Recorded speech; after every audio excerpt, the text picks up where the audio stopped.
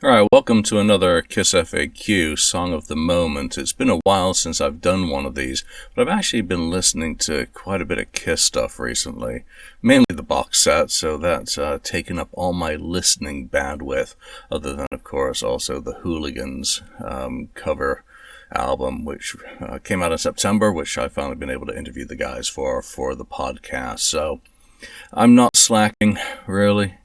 There's only so many hours in the day for work, for life, and then anything left over, one gets to do fun stuff, which for me usually means 4 a.m. So it's early morning here, but let's jump into a song of the moment.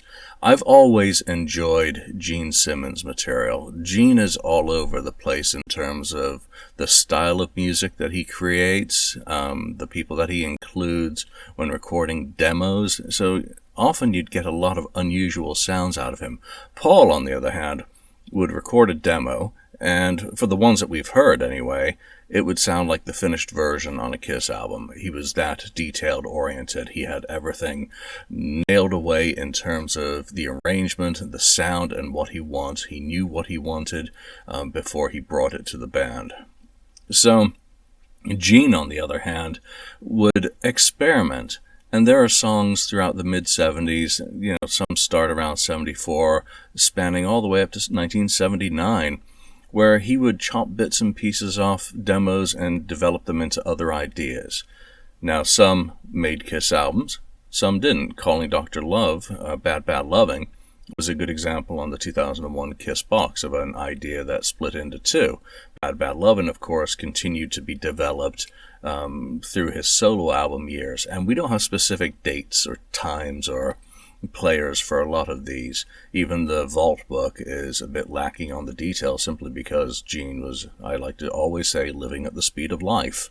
And he had his relationship, or the appearance of his relationship with music, is one where he doesn't see it much more than a commodity. And that I find is a very sad thing. So, it's not an easy thing to judge, to project on him as well, because we don't absolutely know what he feels about his music. But again, he seems to treat it as an expendable commodity, and he'll keep recycling ideas and things until he finds a use for it, which will make him $1. So, fair enough if that's what he gets out of his art. I get a bit more out of it. And the song which I'm going to feature today is Fourever.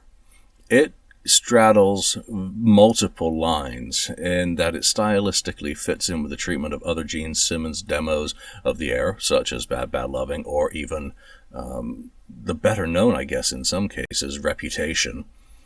And it's not surprising that in the Vault book, Gene even suggests that Fourever was recorded around the same time as both of those. So, or at least Bad Bad Loving in the form that circulated for quite a few years.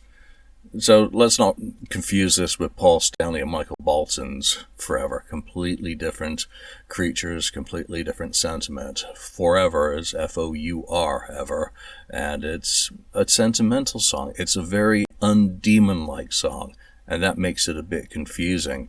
And when you take its sound and the sound of, say, Bad Bad Loving and Reputation, who on earth was Gene writing these songs for? It's impossible to kind of tell or decipher what his goal is. Did he really think that one of these songs was going to make a Kiss album? And they certainly don't fit with more of the quirky material on his solo album either. So it may just be that he's spitballing, seeing what ideas come out of it, and then perhaps thinking of, there's a riff that works, I'm going to use that as the root, the seed for a song, and go from there. It's all a matter of, I guess, part of his process. But it seems to tie in with the external perception of the band in 1978. Things are starting to go awry in Camelot.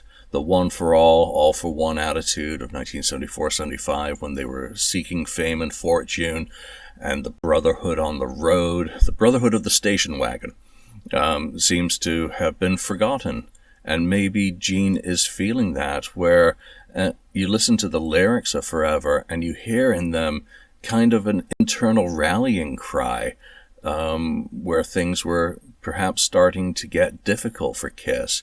And maybe this is Gene's stream of consciousness of, I don't like how things are changing. This is how it used to be. I'm writing this for the band to remind them that we were one for all for one, forever.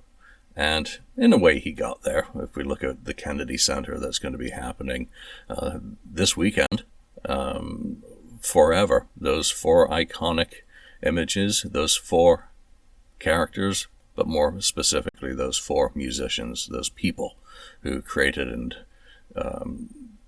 were responsible for the vast core catalog of Kiss classics. But Gene's inspiration was very different for this song. He even states as much in the Vault book for the version of the song that's included there. And he says that the root inspiration was groups like the Dave Clark Five, specifically, those bands who were contemporaneous with the Beatles, who used the sax as an integral part of their sound, not just an instrument for a solo, but an instrument that actually played along with the guitars, bass, and drum. So it was very much a part of the overall sonic tapestry or the signature of that group. And it's also interesting that this one features some higher key backing vocals, something else that he liked. That's a throwback to the 60s and some of the R&B or I'm trying to think of the Spectre kind of backing vocal sound tapestry again.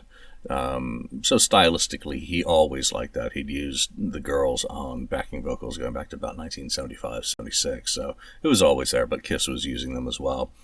In the studio for at least Rock and Roll Over, Love Gun. So he says it's an anthemic song that he was hunting for, something that could be elevated when performed live. And perhaps I lack imagination, but I can't imagine Fourever and how it might sound live. That's a challenge for a tribute group out there. You guys all do great Kiss covers. How about unreleased Kiss demos? Mike Stone used to do that for a series of recordings that he did in, I guess, the early 2000s, covering demos, which was very fun. The theme the song had, it's overdone, it's overcooked, and in typical Kiss fashion, it's over the top in application, which I think somewhat negates the song's overall effectiveness and how Fourever actually sounds as a whole. But Gene included this song on a demo that he gave to Vinnie Poncia for consideration for the Unmasked album. And it's not clear if that demo was also one that he, gave him the previous year for Dynasty. But yeah, if he gave it to Vinnie, that means one thing. He actually meant for it to be considered for a Kiss song. So I can just imagine what Vinnie's reaction was to the eclectic mix of songs on the demo cassette in 1979 as they're gearing up to do another album. It's just one of those wow moments.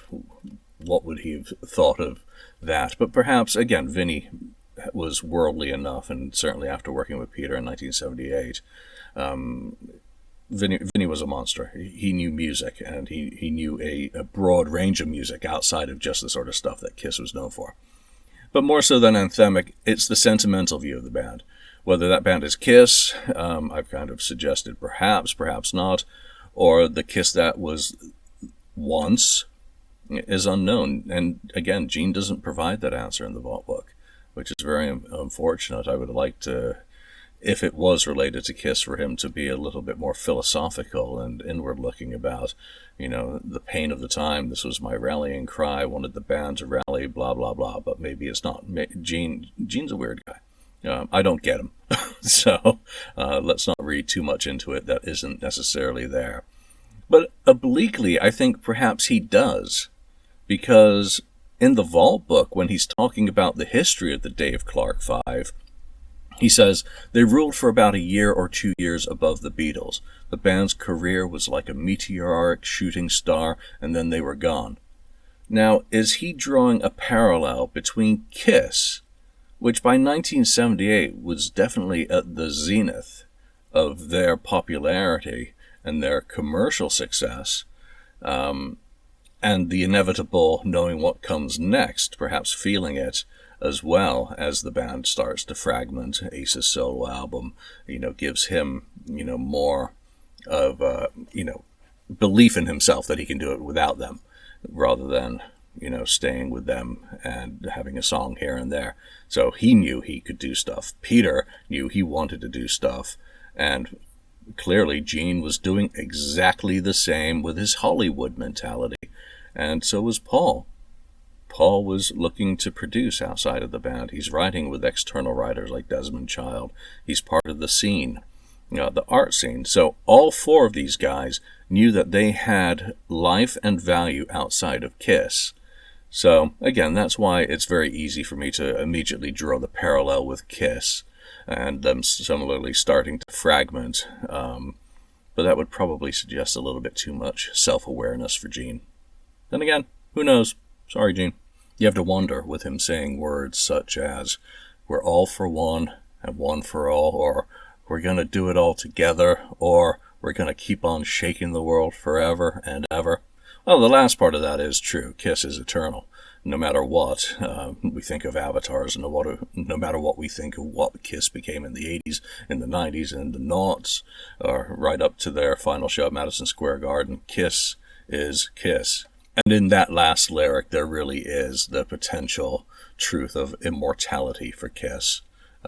Those guys will continue. At least I hope so. Not necessarily in the way the Avatars look currently, but we'll have to see what happens on that. So it wasn't the only time that Gene had attempted to base an anthem on sentiment. He revisited the kind of concept in 1998 with You Wanted the Best. You can decide for yourself whether he was more or less successful, or equally, with Fourever. It's beyond objectivity at this point, but in that case, that song did at least make an album. This demo has circulated for many years, and was obviously included on the vault since it's referenced in those notes, with Gene talking about the Dave Clark 5. For many collectors of the obscure, copies were often sludgy and heavily generated, later not helped by fan remastering efforts. You just can't polish a sonic turd. All the copies I ever had going back to my days in Scotland and trading were pretty rubbishy, and it just enhanced kind of a negative reaction to the song because it was so kind of muffled and obscured. For the vault, Gene, of course, butchered many of the demos that were included. He edited them, or someone edited them, but then again, he may have had access to alternative versions, or with multiple arrangements or different takes for him to choose from. But certainly from the ones I've looked at, I can A/B them with master copies and say, well, you've shortened the end there, you've cut out a verse here. And this one on the vault has a different arrangement to the one which I'm going to be sharing in a moment. From the many that I have analyzed, the digital splice knife has clearly been at work, and again, they've left digital artifacts in that make it obvious to see. It's his stuff, but he couldn't have been oblivious, or they couldn't have been oblivious to the circulating stuff, so I don't understand the thinking behind doing edits, other than, this is the form that we're going to fix copyright on, and that becomes a little bit of a tangent. And I've not seen it discussed elsewhere, and it probably is worthy of a full topic, whether the vault was a similar business decision by Gene to do something similar to the Beatles' bootleg recordings of 2013. We know that he'd often talked about doing a box set, both in relation to Kiss and his own music, sometimes titled Alter Ego. But that 2013 bootleg release was executed with one purpose in mind, and that was to extend European Union protection of the sound recordings. There are laws there that would have allowed those to fall into the public realm and be released by some of the pseudo semi-bootleg labels. So that's why they did that. That's why these 50th anniversary box sets often come out for material that was recorded during that original copyright period, but I don't want to get into the law here. Gene was savvy enough to understand that the vault had various potentials.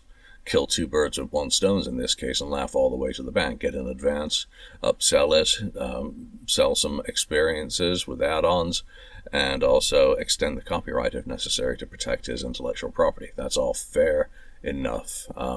My big question around this, and again something that I'd have to delve into in a separate topic, is the record contracts. that he signed 73, 75, 77, 1980, and 83 adjustment. Yeah, there's a bunch. And of course, then the 89 one, so demos.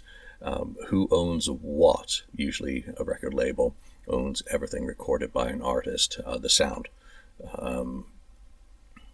during the period of their contract, and it's specifically explicitly stated in a contract. But I'm really going off on a tangent, so shut up, get back to the topic at hand. All right, so getting back to the Vault version. On the Vault version, 10 seconds are removed from the drum intro. It's cut completely.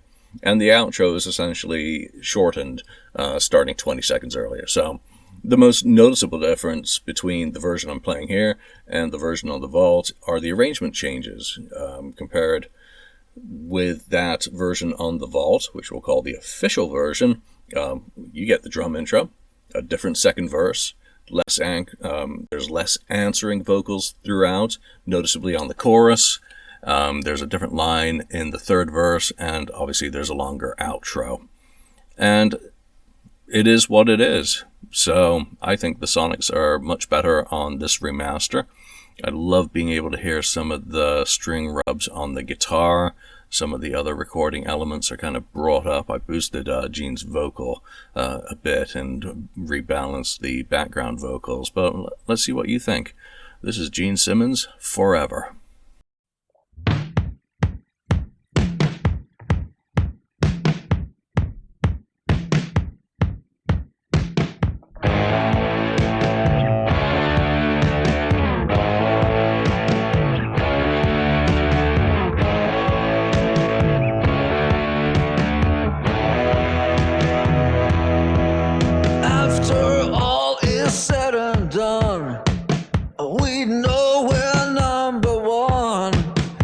We're gonna keep on shaking the world forever and ever. We don't care what they say.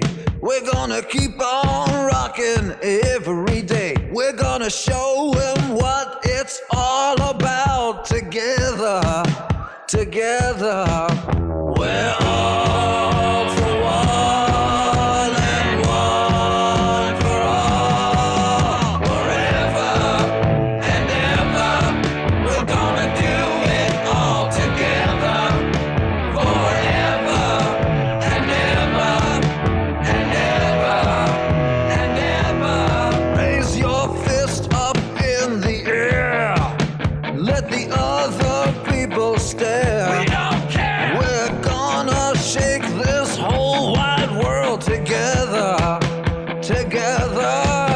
We're all for one and one for all. Forever and ever, we're gonna do it all together. Forever and ever, and ever, and ever.